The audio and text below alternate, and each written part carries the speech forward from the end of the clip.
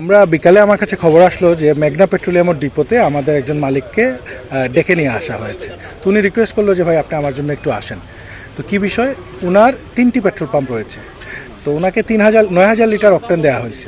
তো এইটা উনি কী করেছেন, একটিতেই ডিজেল, একটিতেই উনি সরবরাহ পেয়েছেন, বাকি দুইটাতে উনি কোনো সরবরাহ পান নাই। তো স্বাভাবিকভাবে আমি চাই যে আমার সবগুলা দোকান খোলা থাকুক।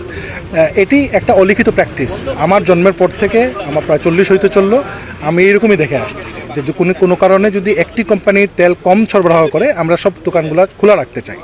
তো এটি কেন করলেন উনি, ওনাকে এখানে এনে আটকে রাখা হয়েছে। এখন প্রায় রাত 12টা বাজে। এখন এটা যদি সমস্যা, উনি যদি হিসাব মিলিয়ে দিতে পারতো না যে 9,000 লিটার আমি নিয়ে আসছি ডিজেল, আপনি হিসাব করে দেখেন তো আমার মিলছে নাকি, ডিপ করে দেখেন এই পাম্পে আছে নাকি, আমি তো এখান থেকে বিক্রি করতেছি, তখন একটা কথা ছিল, তখন মনে বোঝা যাইতো উনি মজুতদারি করছেন, আমরা ওনার বিরুদ্ধে রাস্তায় নামতাম। এই ভদ্রলোক এখন এখান থেকে বিকাল থেকে এখানে বসে আছে, এই অভিযোগে ওখানে আটকে রাখা হয়েছে। কোনো সিদ্ধান্ত দেওয়া হচ্ছে না যে ওনাকে কি আপনারা অ্যারেস্ট করবেন, করলে কোন ধারায় করবেন, কি অপরাধে করবেন, ফাইন করবেন না জরিমানা করবেন, কিছু না, এখানে বসে রাখা হয়েছে। তো এই জন্য একটু বিক্ষুব্ধ হয়ে সকল পেট্রোল পাম্প মালিকরা এখানে আসছে।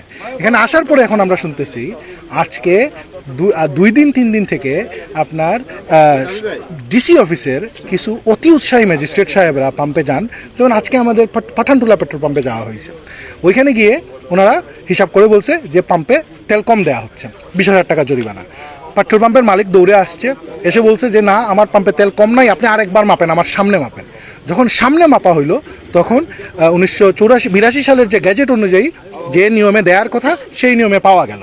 পাওয়া যাওয়ার পরে উনি প্রশ্ন করে আপনার ওই লাইসেন্স রিনিউ করলেন না কেন। মানে ওনারা একটা ডিসিশন নিয়ে আসেই যে আমি পাম্পে যখন অভিযানে যাচ্ছি আমি একটা জরিমানা করে আসবো। এরকম 20,000 টাকা এক জায়গায় করছে, 10,000 টাকা এক জায়গায় করছে, আপনার গাড়ির ফিটনেসের জন্য পাম্পে জরিমানা করে যাইতেছে।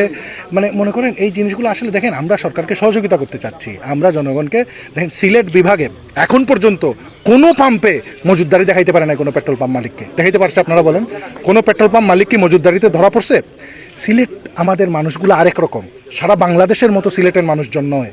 সিলেটে আমাদের দেখেন এত জটিলতার মধ্যেও আমাদের সরবরাহ কিন্তু বন্ধ হয় নাই। আমরা কোনো না কোনোভাবে নেগোসিয়েট করে হোক, আন্দোলনের হুমকি দিয়ে হোক, সিলেটের মানুষকে আমরা তেল দিতে পেরেছি। কিন্তু এই ধরনের প্রশাসনিক জটিলতা, সকালে একটা পেট্রোল পাম্পে ফোন দেয় আপনার ডিসি অফিস থেকে যে আপনার তেল কতটুকু আছে, আপনার মজুদ কি আছে, কতটুকু কিনছেন।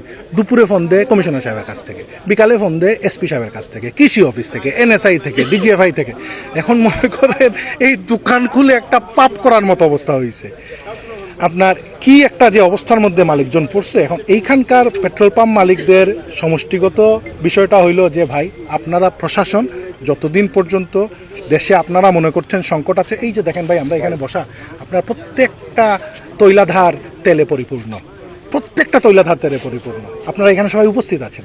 কিন্তু সরকারকে বদনাম করার জন্য না দেশকে অস্থিতিশীল করার জন্য এই অতি উৎসাহী সরকারি কর্মকর্তা মহোদয়রা এই পলিসিগুলোতে যাচ্ছে, কেন যে যাচ্ছে ভাই, এটা আমার বোধগম্য।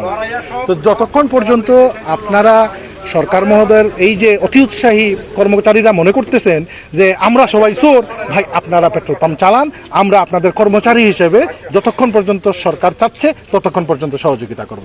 এই একটা সমষ্টিগত ধারণা আমাদের মালিক পক্ষের মধ্যে আসছে, এই জন্য এখানে সবাই উপস্থিত হয়েছে এবং বিক্ষুব্ধ হয়ে ঘোষণা করেছে যে আমরা ভাই এই ব্যবসা আর করবো না, কালকে থেকে পেট্রোল পাম্প বন্ধ। এই অন্যায় অবিচারের কথা শুনে সিএনজি স্টেশন বলছে আমাদের সাথে পরশুদিন থেকে এটা শুরু করবে, আমরাও এটার সাথে নাই। এলপিজি স্টেশনগুলো এটার সাথে একমত পোষণ করছে। রেলের আমাদের ওয়াগনের ড্রাইভার বাহিরা ওনারাও এখন শ্রমিক আন্দোলনে যাবে। এই রকম জটিলতার মধ্যে আসলে মানে কি করব বলেন। প্রশাসন থেকে যোগাযোগ করা হয়েছিল? দেখেন, প্রশাসনের ডিসি সাহেবকে আমি 4বার ফোন দিয়েছি আজকে, কমিশনার মহোদয়কে জানিয়েছি, আমাদের আফজাল সাহেব আছেন সিটিএসপির, অনেক হেল্প করতেছেন, কিন্তু ওনারা কি করবে? ডিসি সাহেব মনে করেন বাংলাদেশের আইনের উনিই একমাত্র বোদ্ধা, উনি মানে ওনার কাছে অ্যাপ্লিকেশন একটা করলে আমার 14 বছরের শেষ হয় না, ওইটাতে উনি নাই। উনি স্টেডিয়ামে একবার যায়, আপনার কালেক্টরের মসজিদে একবার যায়, ওই দোকানের ভাড়া কত জিজ্ঞেস করে, রাত 9টার সময় ব্যবসা বন্ধ করে দেয়। এগুলো ওনার কাজ, এগুলো ওনার কাজ। আপনার যে কাজের জন্য আনছে আপনি ওই কাজ করেন, আপনি সংকটটাকে সহজ করেন, মানুষের জীবন একটু সহজ করে দেন।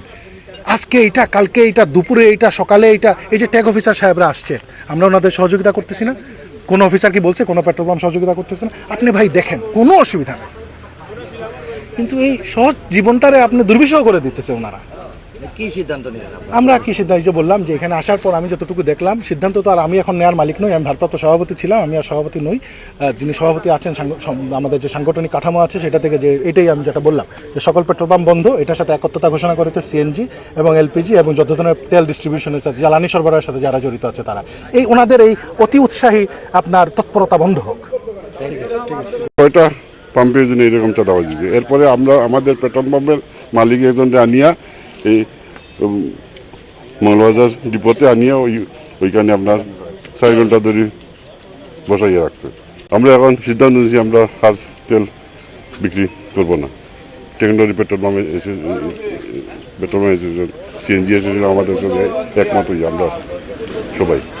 যে ঘটনা করছে একটা সামান্য আপনার অ্যাডভান্স পে অর্ডার করছেন, টাকাটা উনি অ্যাডভান্স দিচ্ছেন, চালানটা হয়েছে আপনার আজকে করছেন। এর কারণে আপনার আজকে সন্ধ্যার পর থেকে আমাদের পেট্রোলের একজন মালিককে বসে রাখা হয়েছে, কোনো সিদ্ধান্ত নেওয়া হয় নাই। এর জন্য এর প্রতিবাদী আর জরিমানার নামে যে আপনার সরকার যে অবস্থা শুরু করছে আমাদেরকে জরিমানার নামে চাঁদাবাজি, এর প্রতিবাদে আজকে থেকে আপনার সিলেটের সকল পেট্রোল পাম্প এলপিজি সিএনজি এখন থেকে আপনার সব পাম্প বন্ধ অনির্দিষ্টকালের পর্যন্ত। এখন আপনার সরকার চালাক, আমরা জানি না কোনো কিছু। এক কথা এইটাই। আমার নাম মোহাম্মদ রিয়াউদ্দিন, আমি কোষাধ্যক্ষ পাট্টগ্রাম সিলেট বিভাগের।